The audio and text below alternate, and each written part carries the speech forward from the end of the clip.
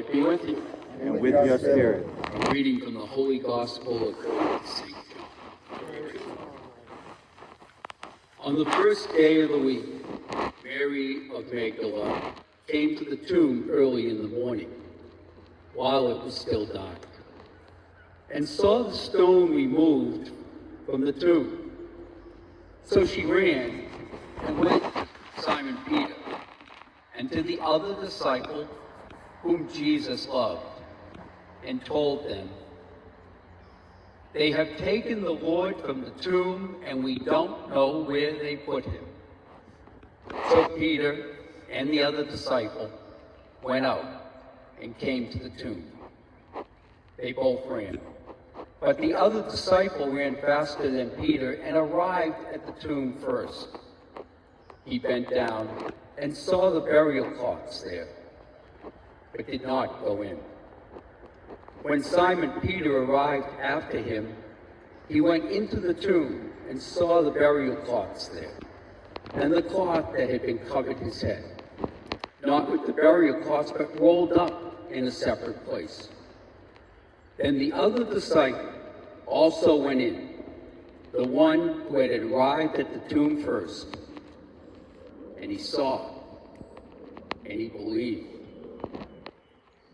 For they did not yet know or understand the scripture that he had to rise from the dead.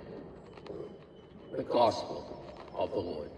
Praise to you, Lord Jesus Christ.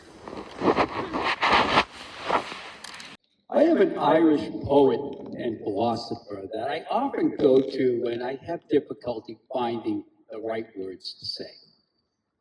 You know the times when words are hard to come by, words that may fail, but at times when words really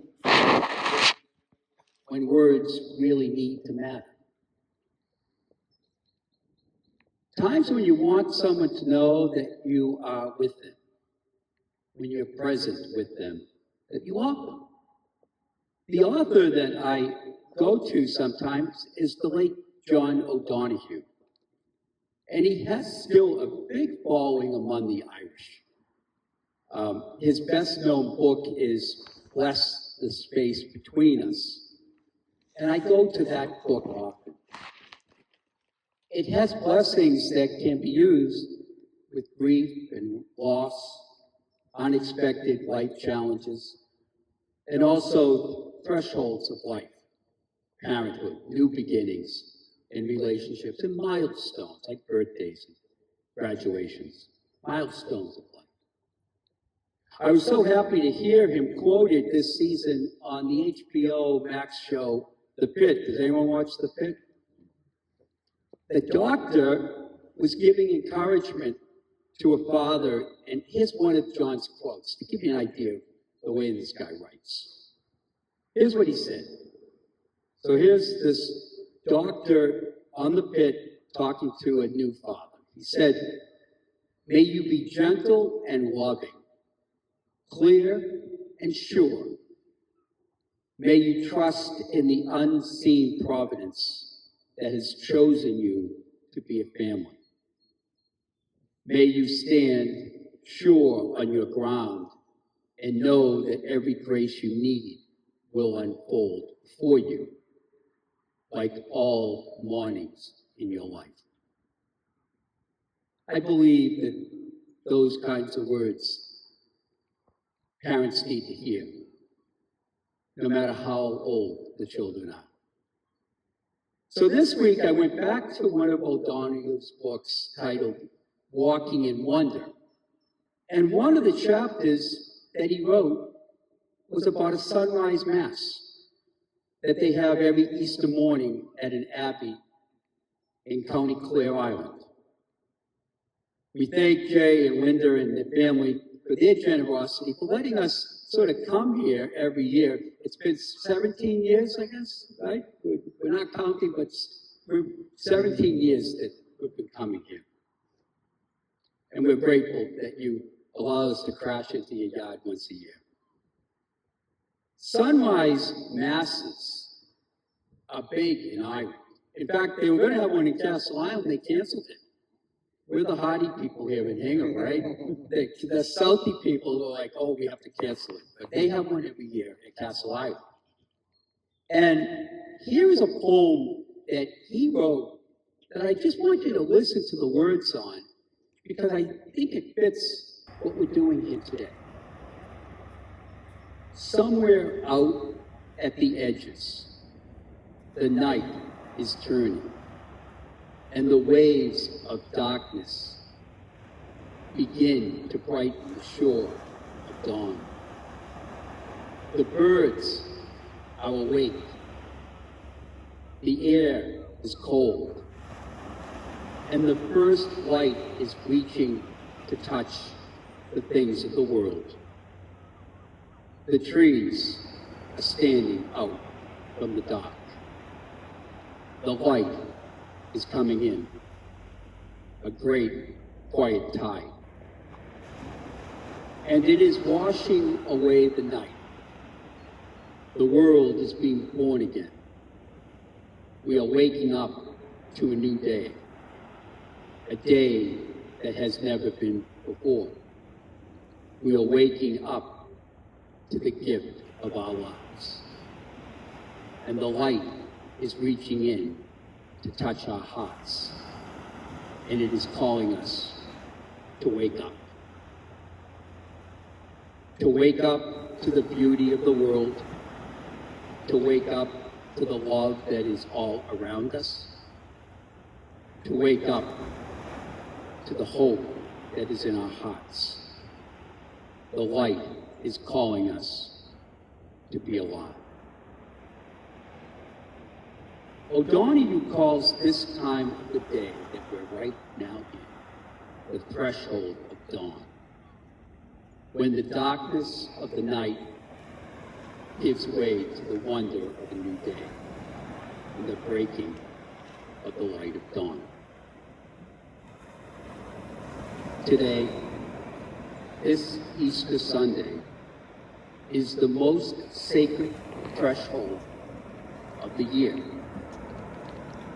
So here we are, Easter Sunday morning at sunrise.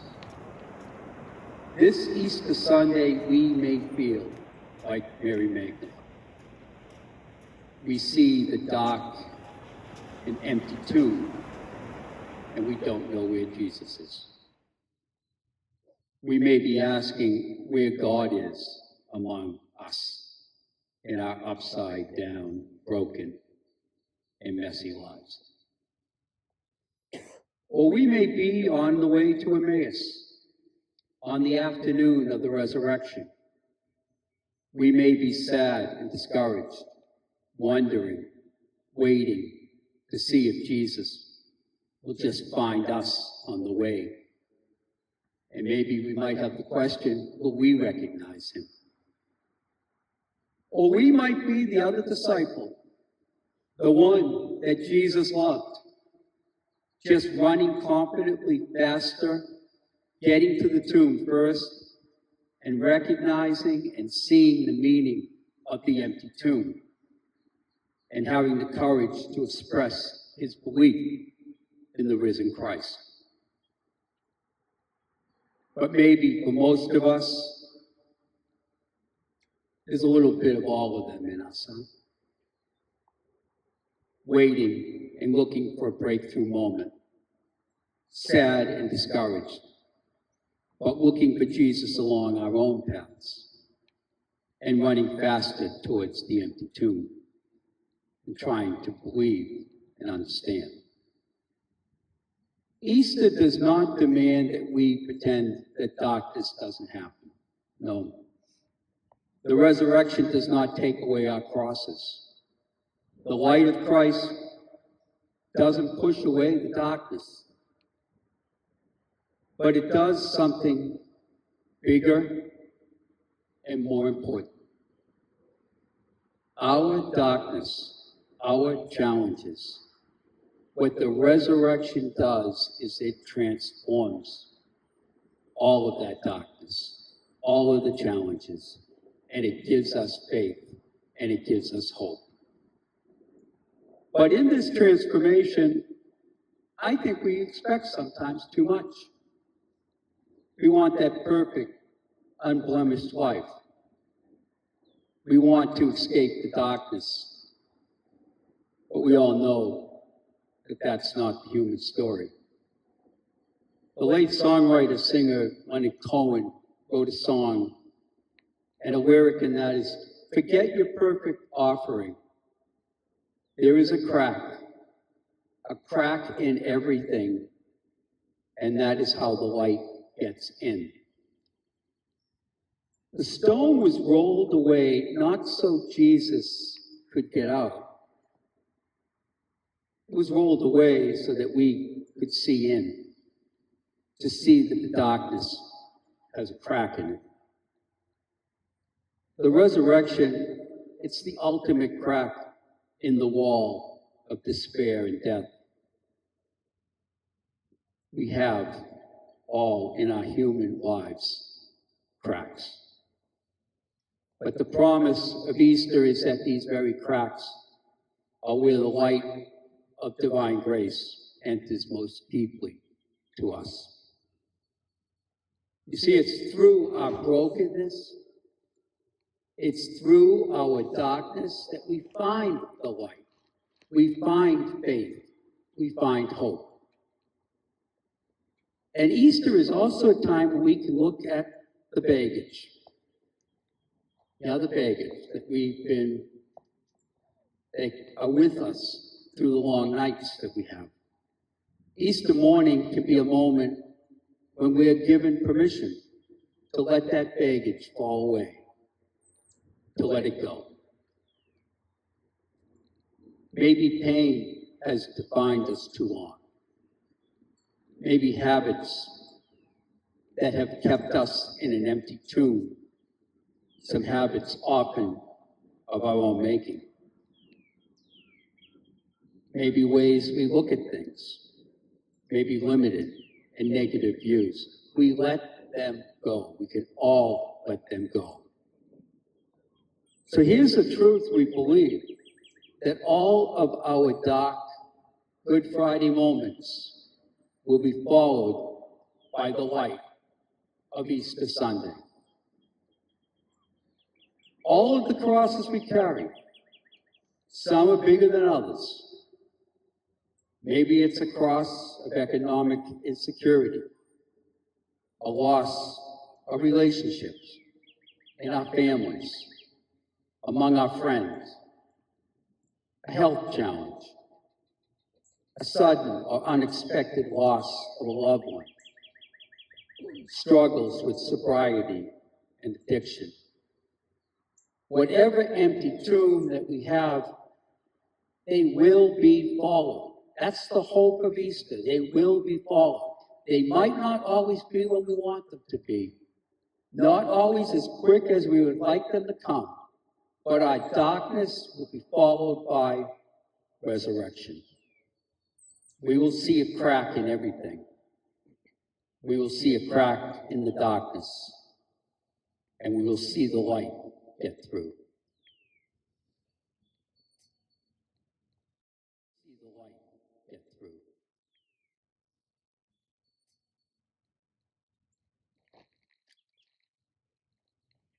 One of the things that I try to do during Holy Week is to check in with some people who have been having some challenges.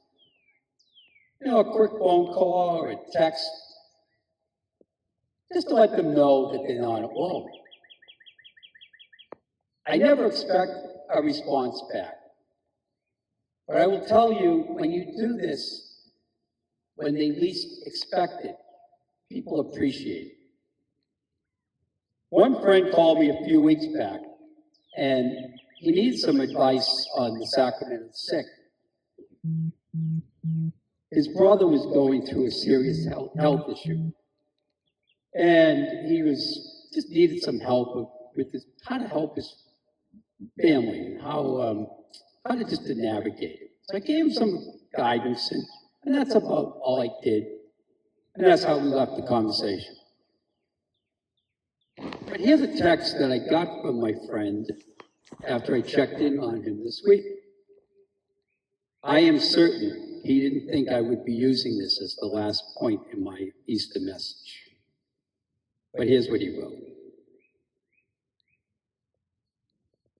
My brother has gone back from the brink in highly painful uncertainty to a more stable pain management in a promising state. We do not expect a cure, although we hope. We look at a sustained, good quality of life, hopefully for some years to come. The situation requires monitoring and expectations. There will be ups and downs. But yesterday was a heartwarming day of progress. My brother even hinted that if his strengthening continues, my services will no longer be needed. I think he's telling me I'm going to be laid off. I can only hope so. I can only hope so. It has been a blessing and painful joy to have had the chance to spend so much time with my brother and his family. I have learned so much. It must be hard for them, for all the abating attentiveness of all my siblings and their spouses. I marvel at what the family has managed through their 3 young teenagers. And his approach to the kids and his wife, how well he knows them, how he reads them, how he engages them. I shudder to think how I compare regarding my own. I feel lucky to bear witness to all of this. God has blessed me always, and in so many ways by listening to my prayers. Easter means so much. It causes us to pause and think about the good news and our ability to start out once again with its calling to bring others along with us. There's more that I can do, so I will begin with that, one moment at a time. I haven't got a text like that from somebody in a very long time. That is what Easter is all about. So let's not be afraid of the brokenness. Let's not be afraid of the cracks, because they're proof that we've survived the darkness of the night.